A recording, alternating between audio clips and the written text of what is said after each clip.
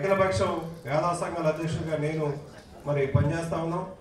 వారి యొక్క కష్టాలు బాధలు వారు ఓడిచర్లు చెప్పుకోవడం కోసం మీ అందరినీ కుటుంబ సభ్యులుగా ఇక రమ్మడం జరిగింది. మీరు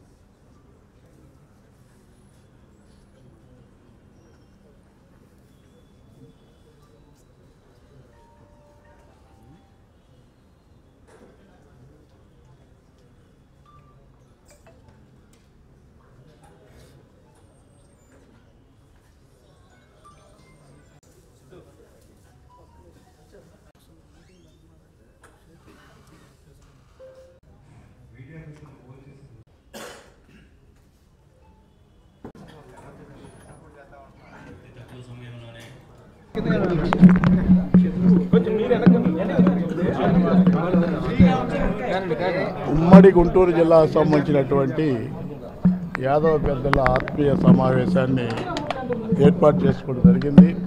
ఆ సమావేశంలో కూడా నేను కూడా పాల్గొన్నాను.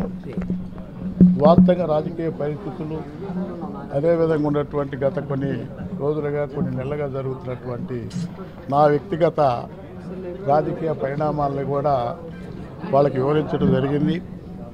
మొత్తంగా ఉన్నటువంటి జిల్లా వ్యాప్తంగా కూడా అన్ని విధాలుగా సలహాలు సూచనలు ఇవ్వటం జరిగింది. ఏంటంటే నా జీవితం అనేది నాతో కాదు ప్రజలతో మమేకమైంది, పేద వర్గాలతో మమేకమైంది. కాబట్టి వారి సలహాలు సూచనలు తీసుకున్నాం అని చెప్పారు. ఆ విషయాలు దృష్టిలో పెట్టుకొని అంతేకాకుండా మరలా పల్నాడు ప్రాంతం సంబంధించిన ప్రజల యొక్క సలహాలని గురజాల నియోజకవర్గానికి సంబంధించిన ప్రజల యొక్క 2 పర్యాలు కూడా నన్ను ఆశీర్వదించి నన్ను ఎమ్మెల్యేగా చేసినటువంటి గురజాల నియోజకవర్గ ప్రజల యొక్క సలహాలను సూచనలు తీసుకుని తుదిగా వారి అభిప్రాయం ప్రకారం నిర్ణయం తీసుకుంటూ జరుగుతుంది.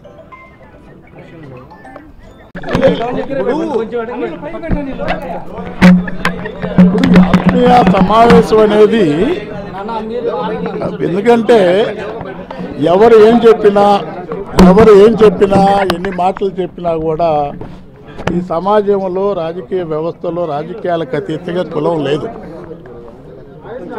లేదు కాబట్టి ఎవరైతే మనల్ని అభిమానిస్తారో వాళ్ళతో ముందుగా ఆత్మీయంగా మాట్లాడదామన్న ఆలోచనతో మా యాదవ సంఘ పెద్దలందరూ సంఘాల సంఘ పెద్దలందరూ కూడా అనుకొని సమావేశం ఏర్పాటు చేసుకుంటే నాకున్నటువంటి బాధల్ని నాకున్నటువంటి ఇబ్బందుల్ని రాజకీయంగా ఏ విధంగా ఎదగాలంటే ఒక ఆలోచనల్ని మాట్లాడుకోవడం జరిగింది, సమాలోచన చేయడం జరిగింది. ఈ ఆత్మీయ సమావేశంలో వాళ్ళు చెప్పినట్టు సూచనలు సలహాలు తీసుకున్నాను. రాజకీయ భవిష్యత్తు కోసం తప్పనిసరిగా కూడా పల్నాడు ప్రాంతాల ప్రజల యొక్క అభిప్రాయాలని మరీ ముఖ్యంగా ఎస్సీ ఎస్టీ బీసీ మైనార్టీల యొక్క అభిప్రాయాన్ని తీసుకొని తదుపరి నిర్ణయం చేసుకుంటుంది. పార్టీ రాజకీయ పరంగా నిర్ణయం చేయడం జరుగుతుంది. ఎవరు చేశారు? పార్టీ రాజీనామా ఎవరు చేశారు? పార్టీ రాజీనామా చేసి పార్టీ సభ ఇప్పటివరకు టికెట్ అడుగుతున్నాం. ఇప్పుడు కూడా పార్టీ పరంగా టికెట్కి సంబంధించినటువంటి మా పార్లమెంట్ సంబంధించినటువంటి టికెట్లు కూడా గురజాల కావాలని అడుగుతున్నాం. 4 పర్యాలు నాకు ఇచ్చారు కాబట్టి బీసీకి ఇచ్చారు కాబట్టి తప్పనిసరిగా కూడా ఆ సీట్ని కేటాయించమని అడుగుతున్నాం. అధిష్టాన దృష్టికి తీసుకెళ్ళాం. వాళ్ళు ఒకవేళ నిర్ణయం చేస్తే తదుపరి నిర్ణయం తీసుకోవడం జరుగుతుంది. చూద్దాం, టైం ఉంది కదా, ఇప్పుడు ఇంకా టైం ఉంది. ఇప్పుడు నా అభిప్రాయం ఏంటంటే నేను ఒకే విషయం చెప్తున్నాను. నాకు కొన్ని సిస్టమ్స్ అనండి లేకపోతే కొన్ని ఆలోచన విధాలు నాకున్నాయి. దాని ప్రకారం నేను పదవి కోసమో లేకపోతే ఇంకో దానికోసమో చేసే పరిస్థితి కాదు. కొంతమంది అర్థం చేసుకోవచ్చు కాకపోతే ఆ రోజు కూడా నేను వైఎస్ఆర్ కాంగ్రెస్ పార్టీకి పెట్టక ముందు కూడా జగన్మోహన్ రెడ్డి గారు అప్పుడు నేను పదవి ఆశించి రాలేదు. ఆ వచ్చిన వాళ్ళు మొట్టమొదట ఆయన చనిపోయిన తర్వాత 10 నెలకు సంబంధించే 2 తరల పర్యాలు ఎమ్మెల్యే చేసి కూడా తప్పనిసరిగా కూడా జగన్మోహన్ రెడ్డి గారి నాయకత్వం కావాలా, రాజశేఖర రెడ్డి గారి యొక్క బిడ్డ కాబట్టి పేద ప్రజలకి, బడుగు బలహీన వర్గాలకి కార్యక్రమం జరుగుతుంది. ఉద్దేశంతో వచ్చే పదవులు ఆశించి మేము రాలేదు కాబట్టి తప్పనిసరిగా ప్రజల అభిప్రాయ ప్రకారం నా నిర్ణయం తీసుకుంటాను. ఇప్పుడు ప్రచారాలు రకరకాలు జరుగుతున్నాయి. ఎవరికి తోచిన విధంగా వాళ్ళు ప్రచారం చేస్తున్నారు. ఉన్నటువంటి కాన్స్టిట్యూన్సీలో ప్రచారం జరుగుతుంది, జిల్లాలో ప్రచారం, రాష్ట్రంలో ప్రచారం జరుగుతుంది. మొన్న ఏదో తెలియకుండా పార్థసారథి గారు, ఆయన నా సహచరు 2004 మేము అందరం కలిసి ఎమ్మెల్యే చేశాను, మంత్రి. అదే కాకుండా కూడా నాకు దగ్గర బంధువు కూడా అవుతాడు. పోయి కలిసినంత మాత్రాన్ని టీడీపీలో పోతే ప్రచారం చేశారు. నిన్నెవరో మళ్ళీ వీళ్ళతో మాట్లాడి ప్రచారం చేశారు. ఎందుకంటే నా ఒక్కడితోని నా అభిప్రాయం కోసం నేను చేయదలుచుకోలేదు. ఎందుకంటే నేను రాజకీయాలకు వచ్చిన తీరు వేరు, నేను చేసే రాజకీయాలు వేరు. నేను సంపాదన కోసం, పదవి కోసం, అధికారాన్ని వెలగబెడదామని ఆలోచన రాలేదు.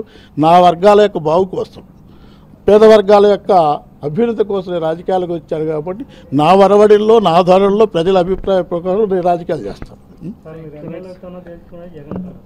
ఎవరు నేను ఎవరితో తెలుసుకునే పరిస్థితి కాదు. పార్టీ ఇప్పుడు జగన్ గారైనా ఎమ్మెల్యే అయినా కానీ పార్టీకి సంబంధించి పార్టీని ఇప్పుడు ఎవరు తప్పు చేసినా ఒప్పు చేసిన సమస్య కాదు. పార్టీని అడుగుతున్నాను. నేను ఇప్పటి వరకు కూడా, ఈరోజు వరకు కూడా నేను కష్టపడి, నేను అర్హుడిని, బీసీకి సామాజిక వర్గంగా ఉన్నాను, దాదాపు 4 పర్యాలు చేసాను, నాకు కూడా టికెట్ ఇవ్వండి, నాకు అర్హత ఉందని అడుగుతున్నాను. అది ఇవ్వకపోవటం అనేది అధిష్టాన వర్గాలు ఏ దృష్టిలో పెట్టుకొని ఇస్తారో ఏంటో మనకు తెలియదు కదా. వాళ్ళు ఏ ఆలోచన చేస్తారో, వాళ్ళకు ఉన్నటువంటి పారామీటర్స్ వాళ్ళకు ఉండొచ్చు, వాళ్ళు చేసే పారామీటర్ వాళ్ళు చేస్తారు. ఇప్పటి వరకు కూడా ఏంటంటే నేను అడుగుతున్నాను, నిర్ణయం చేయలేదు కాబట్టి మాట్లాడగలను. నిర్ణయం చేసిన తర్వాత తప్పనిసరి కూడా ఏం చేయాలో నిర్ణయం తీసుకుంటాం. ఇస్తాం.